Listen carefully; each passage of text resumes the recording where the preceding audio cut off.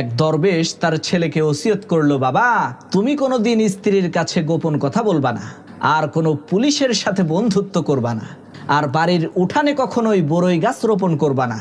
দরবেশের ইন্তেকালের অনেক দিন পর সেই ছেলেটা চিন্তা করলো, আচ্ছা আমার বাবা কেন এই 3টা জিনিস করতে আমাকে নিষেধ করলো, সেই বিষয়টা তো আমি বুঝতে পারলাম না। এর মধ্যে কি রহস্য লুকিয়ে আছে আমাকে একটু চেক করে দেখতে হবে। যে কথা সেই কাজ।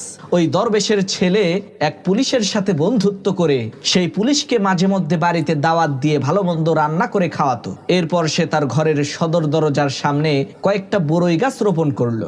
এরপর সে বাজার থেকে বড় একটা ডাব আর একটা গামছা কিনে সেই ডাবটাকে গামছার মধ্যে দিয়ে একটু লাল রং লাগিয়ে রাতের বেলায় তার স্ত্রীর কাছে এসে বলল, এই আমি তো একটা মানুষকে মার্ডার করে ফেলেছি, এই যে দেখো ওর মাথা নিয়ে এসেছি, এখন আমার সাহায্য প্রয়োজন, তুমি আমাকে একটু সাহায্য করো। তো তারা স্বামী স্ত্রী 2 জন